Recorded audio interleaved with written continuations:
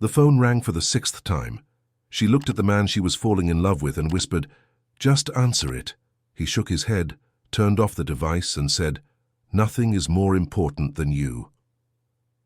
3 weeks later, she discovered those calls were from his elderly mother having heart problems and his teenage daughter facing school issues. But there was something much worse she didn't know yet. When the DEA photos landed on her desk, her world collapsed completely. The man she'd fallen in love with wasn't just a successful Korean businessman. He was connected to one of Dallas's most sophisticated money laundering operations. And now, because of him, her entire life was about to change forever. Sayasindingstaus, the wine glass slipped from Avery Collins's fingers, shattering against her office floor. Red liquid spread across the white tiles as she stared at the surveillance photo in her trembling hands.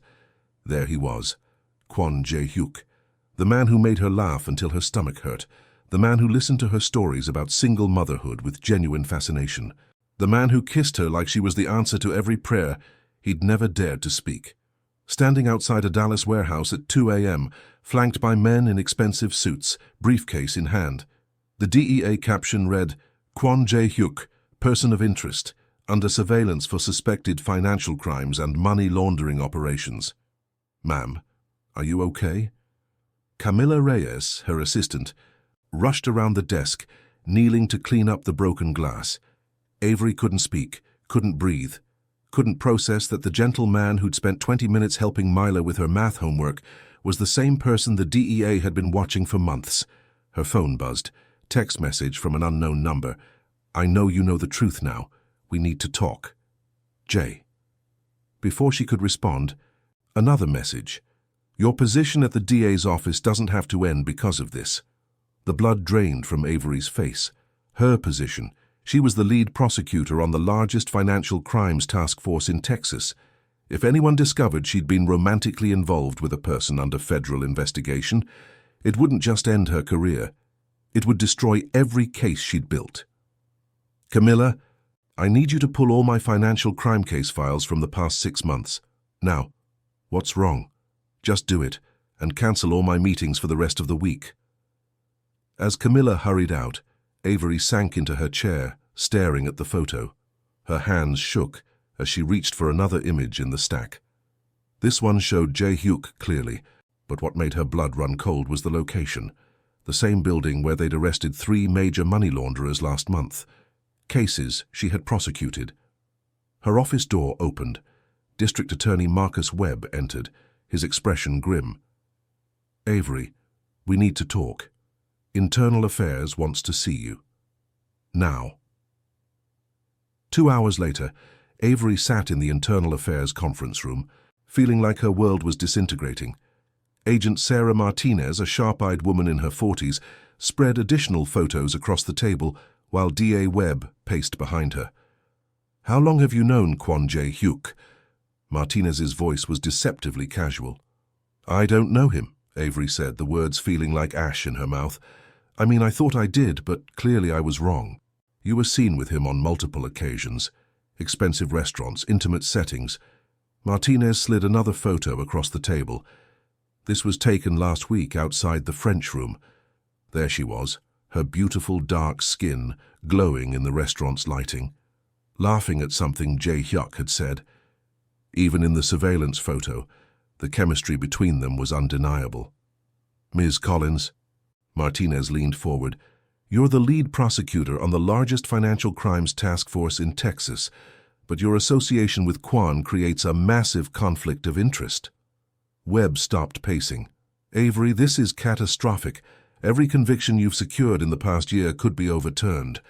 Defense attorneys will claim prosecutorial misconduct, that you had inside information from your relationship." "I ended the relationship," she said quickly. 2 weeks ago. I haven't spoken to him since." "That's not enough." Martinez's voice was sharp. "The question is, what did you tell him? Did you discuss any ongoing investigations? Did he ask questions about your cases?" Avery's mind raced back through their conversations. Jae-hyuk had been interested in her work, asking thoughtful questions about financial crimes, about how money laundering investigations worked. At the time, she'd found his curiosity attractive. Now, Every memory felt tainted. He asked general questions about my job, but nothing specific about cases. Are you absolutely certain? Webb's voice carried a warning. Think carefully, Avery. Your entire career depends on this. The weight of the situation crashed over her. Not just her career, her entire life. If she was professionally compromised, she could lose everything. Her reputation, her income, even her ability to provide for Mila. But then Martinez dropped another bombshell. Miss Collins, we have reason to believe that Quan specifically targeted you because of your position. We think this was a deliberate operation to compromise our financial crimes unit. The room fell silent. Avery stared at the photos scattered across the table, images of the man who had made her laugh, who had listened to stories about Mila with genuine interest, who had kissed her with a tenderness that made her believe in love again. I need proof, she whispered. We need you to get it for us, Martinez said. Reconnect with him. Wear a recording device. Get us the evidence we need to prove he was using you.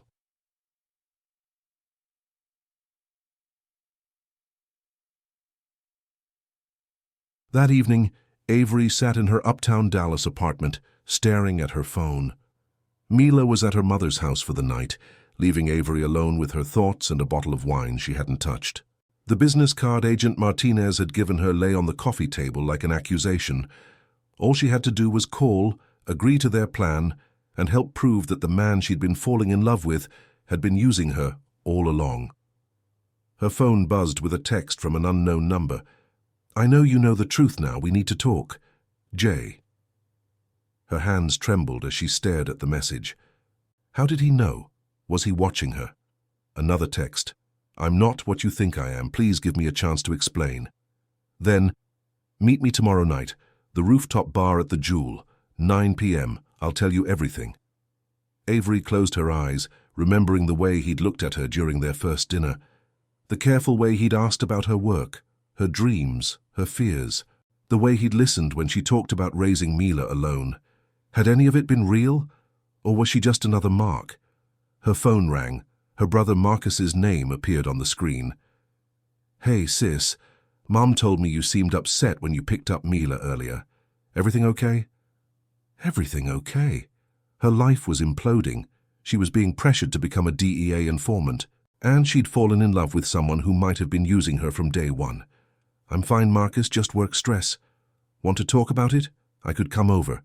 No, that's okay. I just need some sleep. But sleep wouldn't come. Every time she closed her eyes, she saw Jae Hyuk's face, the way he'd looked when she walked out of the restaurant, the genuine pain in his dark eyes. At 2 a.m., she made a decision that would change everything. She picked up her phone and typed, I'll be there, but this is your only chance to explain. The response came immediately. Thank you, and Avery. I love you. Whatever you think of me, that was never a lie. The next evening, Avery stood on the rooftop bar of the Jewel Hotel, the Dallas skyline spreading out before her like a glittering carpet. The October wind whipped through her hair as she checked her watch. 8:58 p.m. She'd spent the day in meetings with Agent Martinez, learning about the recording device she now wore. The tiny device felt like it was burning against her skin, a constant reminder of her betrayal. Remember, Martinez had said, we need him to admit to targeting you specifically. Get him talking about why he chose you, about how he planned to use your position. Now, watching couples enjoy romantic drinks around her, Avery felt sick. This was wrong on every level, but she was trapped between impossible choices. You came. She turned to find Jae Hyuk approaching, his hands visible and empty. He looked exhausted, his usually perfect appearance slightly disheveled. Dark circles shadowed his eyes, and she could see the tension in every line of his body. I wasn't sure you would, he continued, stopping a careful distance away. I almost didn't. Her voice sounded steadier than she felt. Tell me the truth, all of it. He nodded slowly, then gestured toward a private corner table overlooking the city. It's complicated. They sat in tense silence, the weight of everything unsaid hanging between them. Finally, Jae Hyuk spoke. My father built his business to help Korean immigrants navigate the American financial system. When he died 3 years ago, I inherited something that had grown beyond his original vision. What kind of business? Legitimate import-export operations, but also services that help people move money internationally, some of it legal, some of it operating in grey areas. Avery thought of the surveillance photos, the DEA's accusations. Money laundering. Among other things. His voice was quiet, but honest. I've been working to legitimize everything, to transition away from the questionable operations. But it's not simple when you're dealing with established networks. Did you target me because of my job? The question hung in the air like a blade. Jae-hyuk was quiet for so long that Avery wondered if he would answer. No, he said finally, looking directly into her eyes. I approached you because you were the most beautiful woman I'd ever seen, and when you smiled at that barista in the coffee shop, I knew I had to meet you. But you knew who I was? I found out after our first date. When I realized you were a prosecutor, I should have walked away. But I was already falling in love with you. The recording device against her ribs felt like it was burning. This wasn't what Martinez wanted to hear. This sounded genuine, not calculated. The questions you asked about my work. I was trying to understand your world. I was terrified that if you knew about mine, you'd run.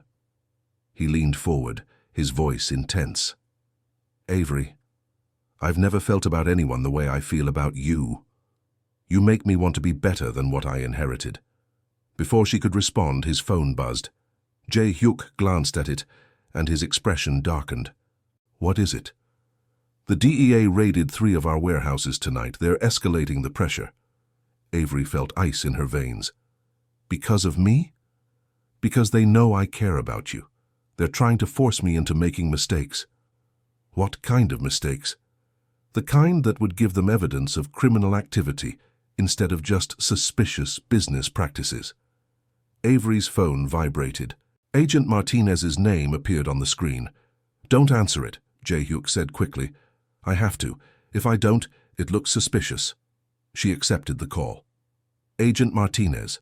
Miss Collins, we need you to come in. Now. There have been developments. What kind of developments? The kind we need to discuss in person.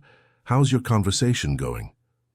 Avery looked at Jae-hyuk, seeing the man she'd fallen in love with, but also someone trapped by circumstances beyond his control. It's complicated. Get what we need, Miss Collins. Your career depends on it. The line went dead. Avery stared at the phone, her heart racing. They want evidence that you targeted me, she said quietly. And if you don't give it to them? My career is over. Every case I've prosecuted gets questioned. I lose everything. Jae-hyuk was quiet for a long moment, studying her face. Then he did something that changed everything. He reached across the table and gently touched the spot where her recording device was hidden. You're wearing a wire, he said softly. It wasn't a question. I'm sorry, she whispered. Don't be. You're protecting yourself and Mila. That's what a good mother does. The weight of his understanding, his lack of anger, broke something inside her. Slowly, Avery reached under her jacket and pulled out the small recording device, holding it up so he could see it clearly. Then, without breaking eye contact, she crushed it under her heel. Not anymore. The destroyed recording device lay in pieces on the rooftop floor, its tiny components scattered like broken promises. Jae-hyuk stared at the debris, then back at Avery's face. Do you understand what you just did? He asked quietly. I destroyed evidence in a federal investigation, compromised my position, probably committed obstruction of justice. Avery's voice was steady despite the chaos in her chest. I understand perfectly. Why? The simple question hung between them, loaded with implications that would reshape both their lives. Avery looked at this man who had turned her world upside down, dangerous, complicated, impossible to love and impossible to abandon. Because I believe you, she said finally, and because I'm tired of being used by everyone around me. Jae-hyuk moved closer, his hand hovering near her face, as if he was afraid she might disappear. Avery, you don't know what this means. The DEA won't just let this go. They'll come after you now. Then we'd better figure out what to do about it. The word "we" seemed to hit him like a physical blow. For a moment, his carefully controlled facade cracked, revealing the vulnerability underneath. "There is no we in this," he said, but his voice lacked conviction. "I won't let you destroy your life for me." "Too late for that." Avery stood, her decision crystallizing with each word. "I made my choice. Now what are we going to do about it?" Before he could answer, his phone buzzed urgently. Jae-hyuk glanced at the screen, and his expression grew tense. "What is it?" "Min-jae. There's been a complication." Jae-hyuk answered the call, speaking rapidly in Korean. Avery watched his face grow increasingly concerned. "What's wrong?" she asked when he hung up. "The DEA didn't just raid our warehouses. They've frozen all our legitimate business accounts too. They're trying to force me into desperation." Avery felt a chill run down her spine. What happens when you get desperate? People make mistakes, take risks they wouldn't normally take. His eyes met hers. "They're hoping I'll do something that gives them real criminal evidence, instead of just financial irregularities." Avery's phone rang insistently. Agent Martinez's name flashed on the screen. "Don't answer it," Jae-hyuk said. "I have to. If I don't, they'll know something's wrong." She accepted the call. "Agent Martinez, Ms. Collins, your wire went dead 20 minutes ago. What's your status?" "Technical difficulties," she said, meeting Jae-hyuk's eyes. "I'm still working on getting the information you need. Work faster. And Ms. Collins, don't do anything stupid. Your daughter needs her mother."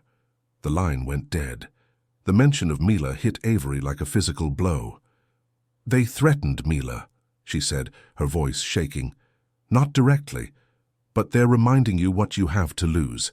Jae-hyuk's expression darkened. "They're playing psychological warfare now. I can't lose her." "You won't. But we need to be smart about this." He was already moving, pulling out his phone. "I have a place where you'll be safe while we figure this out. I can't run from the DEA. That makes me look guilty of everything they're accusing me of." "You are guilty. You just destroyed federal evidence. The question is whether you want to face the consequences alone or with help." Avery looked out over the Dallas skyline, watching the lights of the city twinkle like stars.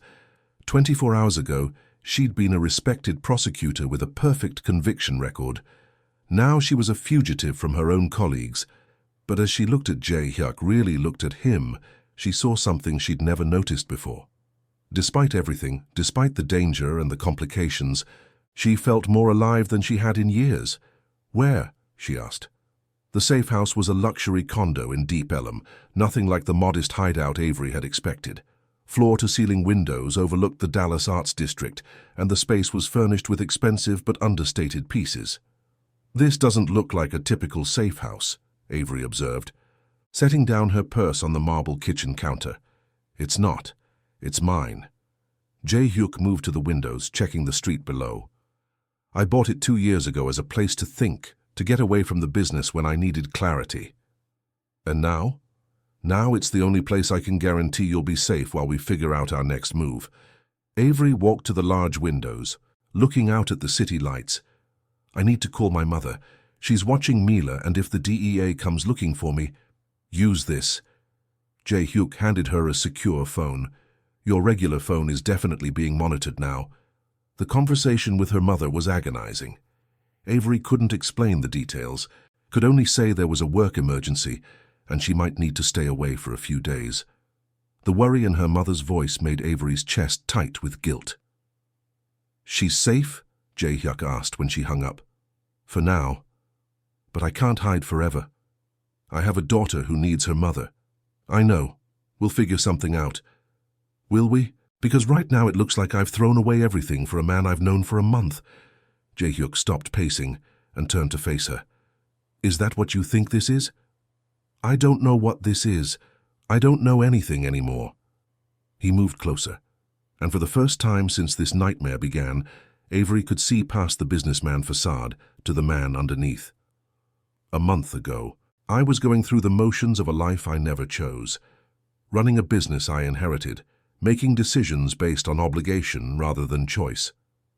Then I met you, and now I'm willing to give up everything I've built to keep you safe, to give you and Mila a chance at a normal life." "What does that mean?" It means I'm going to cooperate with the DEA, give them everything they want about our financial operations, in exchange for immunity for you and a chance for me to start over. Avery stared at him. You'd do that? I'd do anything for you. The question is whether you'd want me to. Before she could answer, the secure phone rang. Jae-hyuk checked the caller ID and his expression grew grim. Min-jae, he said, answering in Korean. The conversation was brief but intense. What is it? Avery asked when he hung up. The DEA has issued a warrant for your arrest. Obstruction of justice, tampering with evidence, conspiracy to commit money laundering. Money laundering? They're saying I'm part of your operation. They're saying whatever they need to say to pressure both of us into cooperation. The secure phone rang again. This time Jae-hyuk's face went pale as he listened. What now? Avery asked, dreading the answer. They filed for emergency custody review of Mila. They're claiming you're a flight risk involved in criminal activity. Avery felt the world spinning. They can't take my daughter.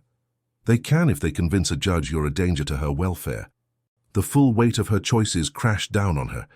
In trying to protect the man she loved, she'd lost everything, her career, her freedom, potentially even her daughter.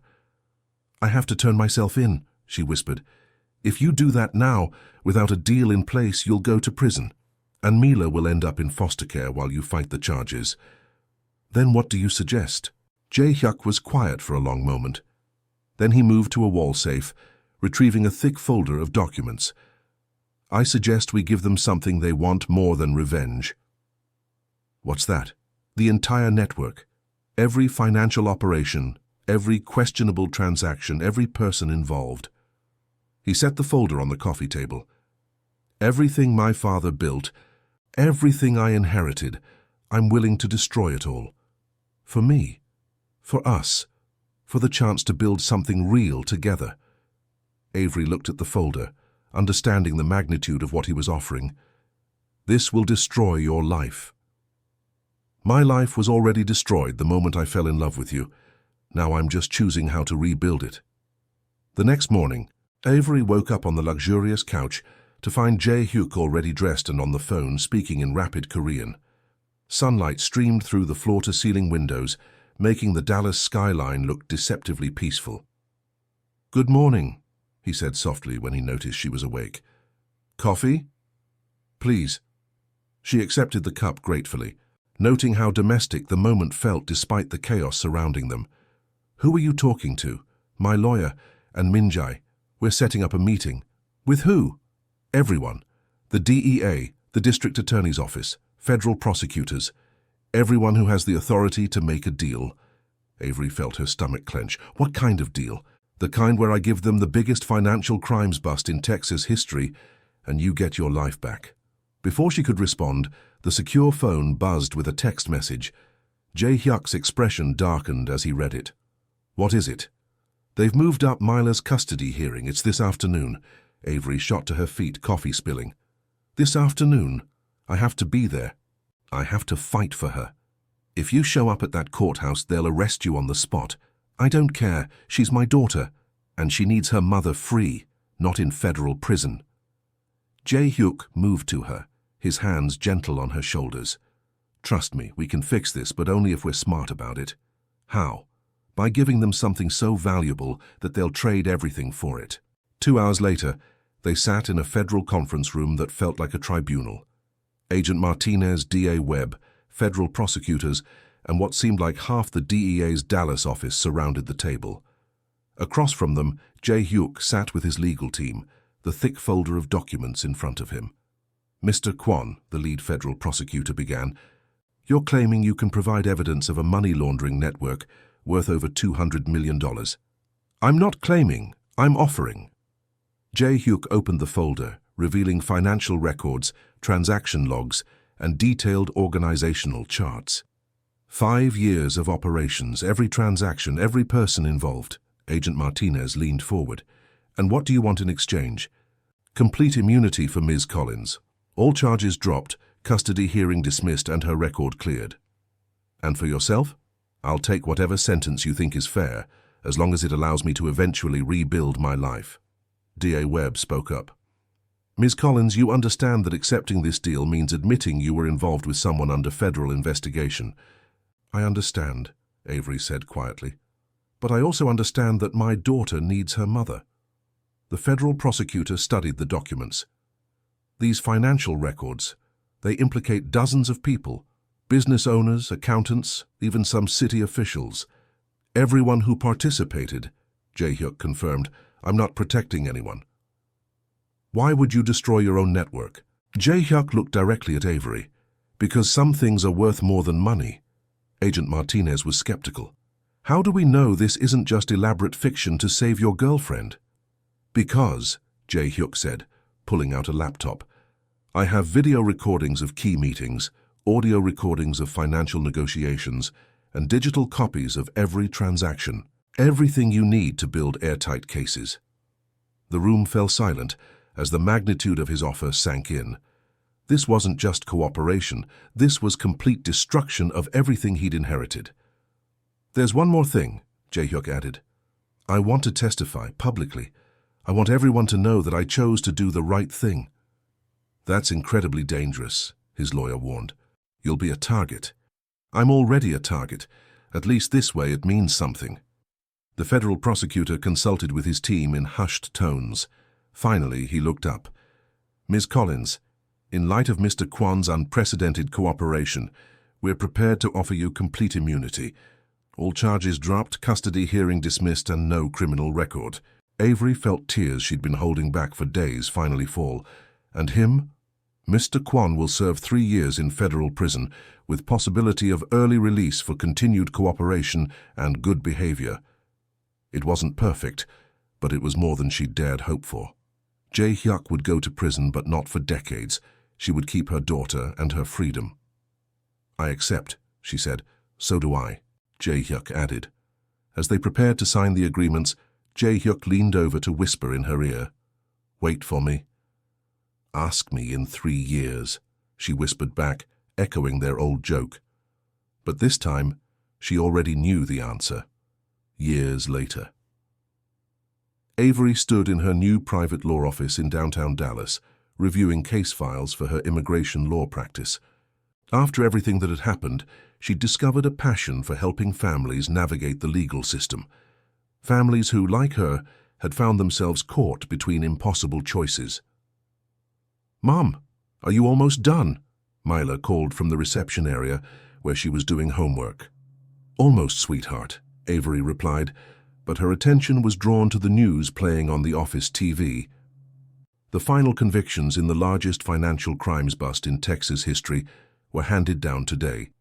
The investigation, which began with cooperation from former businessman Kwon Jae-hyuk, has resulted in 47 convictions and the recovery of over $200 million. Avery turned up the volume, watching as the reporter continued. Kwon, who is scheduled for early release next month after serving 3 years of his sentence, became the key witness in dismantling what prosecutors called the most sophisticated money laundering operation in the Southwest. Next month. After 3 years of letters, phone calls, and carefully supervised visits, he would finally be free. Is that him? Myla asked, appearing beside her mother. At 12 now, she was old enough to understand more of the story. Yes, that's Jae-hyuk, the man who went to prison so we could stay together. Among other things, Avery smiled at her daughter's simplified but accurate understanding. What do you think about that? I think he must really love us. The office door chimed, and Avery looked up to see a familiar figure entering. Seo-yeon, now 19 and a sophomore at UT Dallas, stood in the doorway with a nervous smile. Ms. Collins, I hope it's okay that I came by. Of course. Avery had maintained contact with Jae-hyuk's daughter throughout his imprisonment, helping her navigate legal issues and college applications. How are you doing? Good. Nervous. Dad gets out next week and I wanted to ask you something. What is it? Are you going to be there when he's released? Avery looked at this young woman who had grown from an angry teenager into a poised college student, largely through her own determination and strength. Do you want me to be there? I think he needs you to be there, and honestly, I think you need it too. Before Avery could respond, her phone rang. The caller ID showed a number she recognized, the federal prison where Jae-hyuk was housed. "It's him," she said, accepting the call. "Hello?" "Avery." His voice was different, deeper, more mature, but still unmistakably him. "I have news. Good news, I hope." "The best. I'm being released tomorrow. Early release for good behavior and continued cooperation." "Tomorrow?" Avery's heart raced. "I thought it was next week." "Change of plans, there's just one thing on—" "What? I don't have anywhere to go. My old life is gone. My business is gone. I'm starting completely over. And I was wondering if you might know someone who could use a business consultant, someone who's learned the hard way about making better choices." Avery looked around her office, at the immigration cases stacked on her desk, at Myla doing homework, at Seo-yeon watching hopefully. "I might know someone," she said softly, "but she's pretty particular about who she works with." "What are her requirements?" "Honesty, integrity, and a willingness to help families stay together." "I think I can manage that." "There's one more thing," Avery said, her voice growing serious. "She's a single mother with a 12-year-old daughter who's been through a lot. Anyone who wants to be part of their life has to understand that they're a package deal. I wouldn't want it any other way." The next morning, Avery stood outside the Federal Correctional Institution with Mila and Seo-yeon, watching as prisoners were processed for release. When Jae-hyuk finally emerged, carrying a single bag of belongings, he looked like a different man. Prison had aged him but also refined him. The expensive suits and calculated confidence were gone, replaced by something more genuine. When he saw them waiting, his face lit up with an expression of pure joy.